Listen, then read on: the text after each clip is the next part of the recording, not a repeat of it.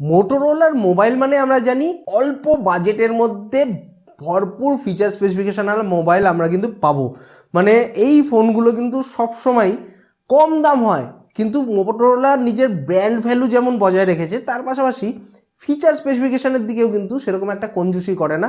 বিশেষ করে এর যে এন্ট্রি সেগমেন্টের ফোনগুলো থাকে তাতে কিন্তু আমরা ফিচার স্পেসিফিকেশান বেশ ভালো পাই। তো এত সুন্দর দেখতে দেখো মোবাইলটা করেছে, মোবাইলটার লুকস ওয়াইজ তো খুব সুন্দর লাগছে এবং এই ফোনে আমরা 5G সাপোর্ট পাচ্ছি। ফোনটার দাম 10 থেকে 11,000 টাকা বাজেটের মধ্যে, মানে খুব কম দামের মধ্যে আমরা এই মোবাইলটা পাচ্ছি। তাছাড়াও এত কম দাম হওয়া সত্ত্বেও এই ফোনে কিন্তু আমরা ডিসপ্লেটা বেশ বড় সাইজের পাচ্ছি, ব্যাটারিটাও মোটামুটি ঠিকঠাক থাকছে, চার্জিং স্পিডও আমরা মোটামুটি ঠিকঠাকই পাচ্ছি। পারফরমেন্স ওয়াইজ দেখতে গেলে পারফরমেন্সটাও এই বাজেটের মধ্যে কিন্তু আমরা বেশ ভালো পাচ্ছি, এটাই বলা যেতে পারে।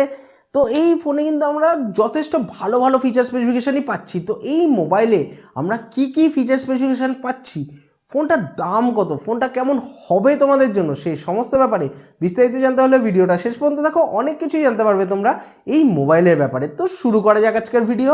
হ্যালো ফ্রেন্ডস, আমি আনন্দ আর তোমরা দেখছো লিমিটলেস আনন্দ চ্যানেল। এখনও পর্যন্ত যারা এই চ্যানেলটাকে সাবস্ক্রাইব করোনি ঝটপট সাবস্ক্রাইব করে দাও, আর যারা আমার ভিডিও রোজ দেখো তারা ঝটপট কিন্তু এই ভিডিওটাকে লাইক করে দাও, কারণ অনেক খেটে তোমাদের জন্য ভিডিও বানাই। তোমরা ভিডিওটাকে লাইক করলে সাবস্ক্রাইব করলে সেরকম কিছুই না, একটা জিনিসই হয় যে আমার মনে জোরটা বাড়ে বেশি বেশি ভিডিও তোমাদের জন্য তৈরি করার ক্ষেত্রে। তো এইভাবেই একটু সাপোর্ট করো, আর কি বলবো। তো চলে আসি সোজা ফোনের লুকসের দিকে। লুকস ওয়াইজ কিন্তু ফোনটা খুব সুন্দর করা হয়েছে এবং এই ফোনটা দেখতে যেমন প্রিমিয়াম লাগছে, এত কম দামের ফোন তো মনে হচ্ছে না। হার্ডওয়্যারের দিক থেকে দেখতে গেলে কম বাজেটের মধ্যে কিন্তু এই ফোনে আমরা ফিচার স্পেসিফিকেশান বেশ ভালোই পাচ্ছি। যদি ডিসপ্লের দিকে আসি, এই ফোনের ডিসপ্লেটা কিন্তু বেশ বড় করা হয়েছে। মানে এই ফোনে আমরা পেয়ে যাচ্ছি 6.5 ইঞ্চি HD+ IPS পাঞ্চল ডিসপ্লে। মোবাইলে আমরা যে ডিসপ্লেটা পাচ্ছি সেই ডিসপ্লের রিফ্রেশ রেট থাকছে 120 হার্জ এবং এতে আমরা 240 হার্জ টাচ স্যাম্পলিং রেট পেয়ে যাচ্ছি এবং এই ডিসপ্লের পিক ব্রাইটনেস থাকছে 500 নিটস। মানে এক কথায় বলতে গেলে বাজেট বিবেচনায় এই ফোনের স্ক্রিন রিফ্রেশ রেটটা কিন্তু আমরা যথেষ্টই ভালো পাচ্ছি। মানে অনেক কোম্পানি আছে যারা এত কম বাজেটের মধ্যে আমাদের এই রকম স্ক্রিন রিফ্রেশ রেট প্রোভাইড করে না। এটা সত্যি মানে প্রশংসাযোগ্য যে এত কম বাজেটের মধ্যে একটা ফোন লঞ্চ করা সত্ত্বেও তাতে কিন্তু আমরা স্ক্রিন রিফ্রেশ রেটটা বেশ ভালো পাচ্ছি, যার জন্য তোমরা যখন গেম খেলবে বা ফোনটা ব্যবহার করবে তোমাদের কিন্তু এক্সপিরিয়েন্সটা বেশ ভালো হবে, বেশ স্মুথ ফিলিং আসবে। আর ডিসপ্লের যদি ব্রাইটনেসের দিকে আসি তো হেভি সানলাইটে তোমাদের একটু সমস্যা হতে পারে ভিজিবিলিটিতে, বাকি অল ওভার কিন্তু ডিসপ্লেটা মোটামুটি ঠিকঠাকই থাকছে। আর ভিডিও ভিউইং এক্সপিরিয়েন্স মোটামুটি বেশ ভালোই হবে। ফুল HD+ যদি ডিসপ্লে হতো তাহলে তো একদম জমে যেত, মানে আরও বেশি গ্রহণযোগ্য হয়ে যেত মোবাইলটা। এবার সোজা চলে আসি ফোনের ওজনের দিকে। এই মোবাইলের ওজন হচ্ছে 180 গ্রাম এবং এর থিকনেস হচ্ছে 8 মিলিমিটার।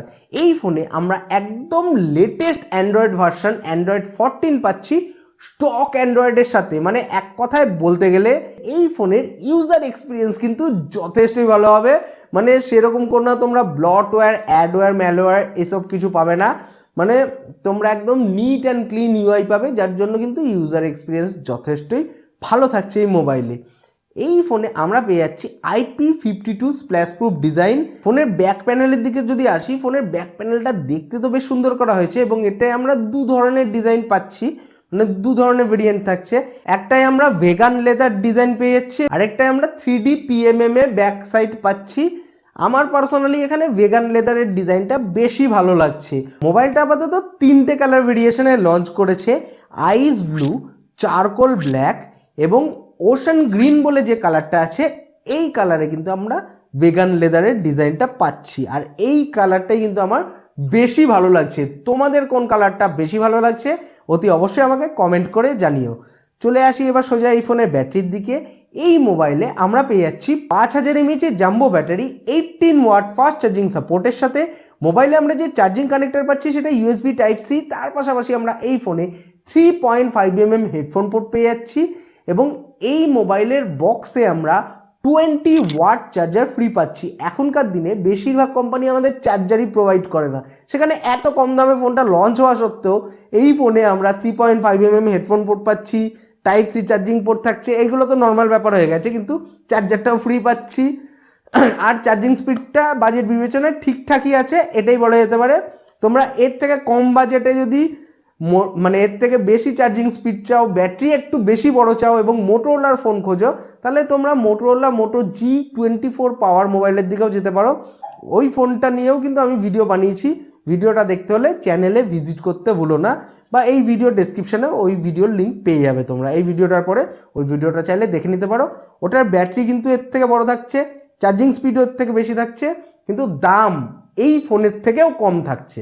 তো চলে আসি এবার সোজা সাউন্ড কোয়ালিটির দিকে। তো সাউন্ড কোয়ালিটিও কিন্তু এই ফোনে আমরা বেশ ভালো পাচ্ছি, মানে এই ফোনে আমরা ডুয়াল স্পিকার পাচ্ছি ডলবি অ্যাটমসের সাপোর্টের সাথে।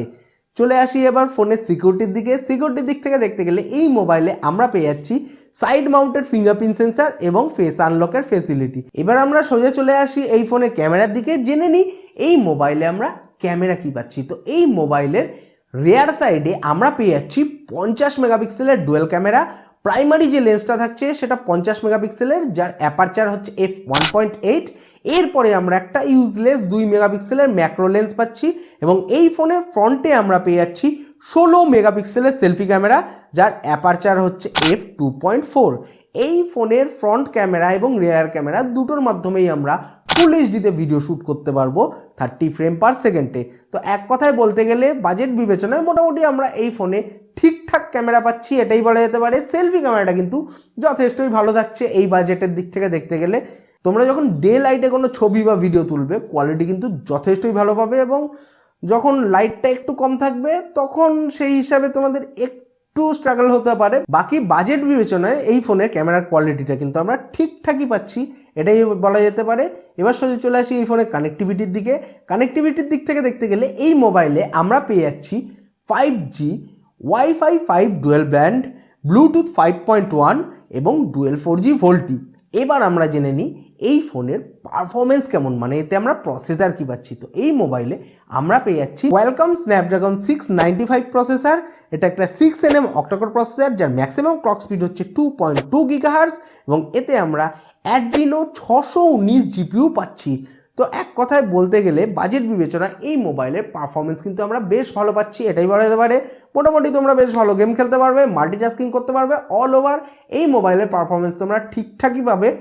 একদম হাই এন্ডের কোনো কাজ করতে গেলে বা হাই গ্রাফিক্সের কোনো কাজ করতে গেলে তখন একটু সমস্যা হতে পারে, বাকি অল ওভার বাজেট বিবেচনায় এই ফোনের পারফরমেন্স কিন্তু বেশ ভালোই পাবে তোমরা, এটাই বলা যেতে পারে। মোবাইলটা আপাতত দুটো স্টোরেজ এবং র্যামের ভেরিয়েন্টের সাথে লঞ্চ করেছে। এতে আমরা পেয়ে যাচ্ছি 4GB RAM, 128GB internal storage এবং 8GB RAM, 128GB internal storage. এই ফোনে যে র্যামের টেকনোলজিটা ইউজ করা হয়েছে সেটা LPDDR4X এবং এতে আমরা UFS 2.2 স্টোরেজ টাইপ পেয়ে যাচ্ছি। এছাড়া আমরা এই মোবাইলে হাইব্রিড সিম কার্ড স্লট পাচ্ছি, মানে হয় একসঙ্গে দুটো সিম বা একটা সিম আর একটা মেমোরি কার্ড ইজিলি সেট করা যাবে। Dedicated micro SD card slot যদি পেতাম তাহলে আরও বেশি গ্রহণযোগ্য হতে পারতো মোবাইলটা। তোমাদের কি ধারণা এই ব্যাপারে অতি অবশ্যই আমাকে কমেন্ট করে জানিও। এবার সোজা চলে আসি ফোনের দামের দিকে। দামের কথা তো প্রথমেই বলেছি, তো অ্যাকচুয়াল দামটা হচ্ছে এই ফোনের 4GB RAM 128GB internal storage ভেরিয়েন্টের মাত্র 10,999 ভারতীয় টাকার মতো, যেটা বাংলাদেশি টাকায় কনভার্ট করলে মোটামুটি ফোনটার দাম এসে দাঁড়াচ্ছে ওই 12 থেকে 12,500 বাংলাদেশি টাকার কাছাকাছি।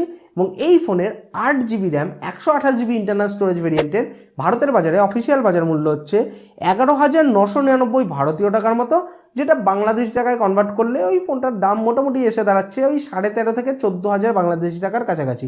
তো ফোনটার ব্যাপারে তোমাদের কি ধারণা, তোমাদের কি মতামত অতি অবশ্যই আমাকে কমেন্ট করে জানাতে ভুলো না। ভিডিওটা ভালো লেগে থাকলে ভিডিওটাকে লাইক করো, নিজের বন্ধুদের সঙ্গে শেয়ার করো। পরবর্তী ভিডিওতে আবার দেখা হবে। বাই, সবাই ভালো থাকবে, সুস্থ থাকবে।